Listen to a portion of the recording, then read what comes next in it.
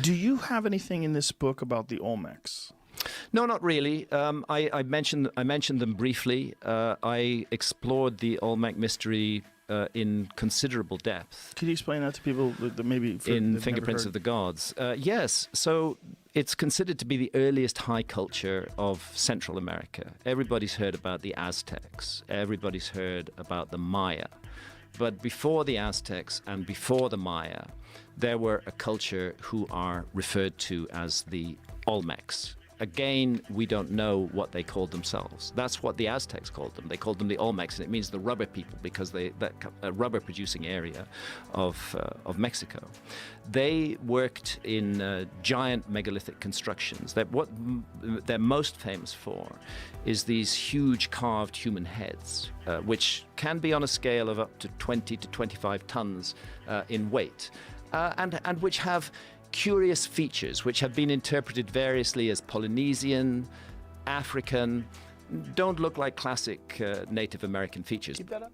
But one of the things I've realized is that there is no classic Native American feature. That Native Americans are have a very complex genetic story with very many different elements brought into it, and we shouldn't be necessarily surprised by the supposedly non-Native American look of these Olmec heads. What do we think those helmets were that they were wearing?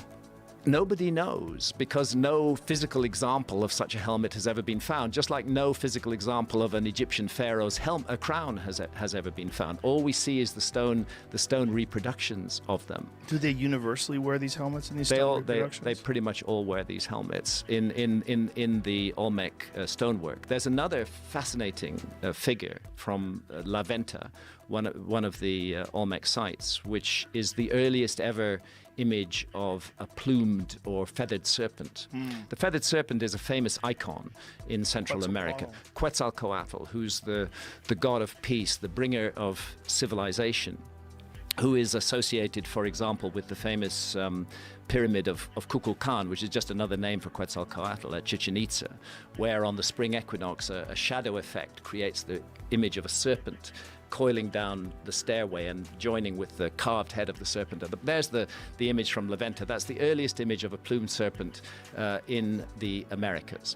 And sitting in the middle of it, and I made a big deal out of this because I think it is a big deal in Magicians of the Gods, sitting in the middle of it is this human figure who's holding this strange bag in his hand. And it's just a fact that those identical bags are found in ancient Sumer in the hands of individuals who were considered to be civilization bringers, and they also show up on Pillar 43 at Göbekli Tepe.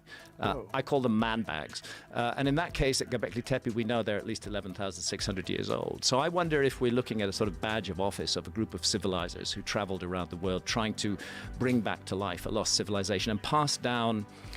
I deploy a concept in this book that I actually got from Richard Dawkins. Richard Dawkins is the author of the book called The Selfish Gene, and he's not one of my favorite people because he's a materialist reductionist, and he doesn't believe in spirit or any mystery in life, that we're just accidents of chemistry and biology. He also has no psychedelic experience. And he's had no. I did challenge him at a public event to go have a dozen sessions of ayahuasca. And just take acid once. Oh, just once would be enough. But he has an excellent out because, and sadly, he's had a stroke, so he has a good excuse for not doing that.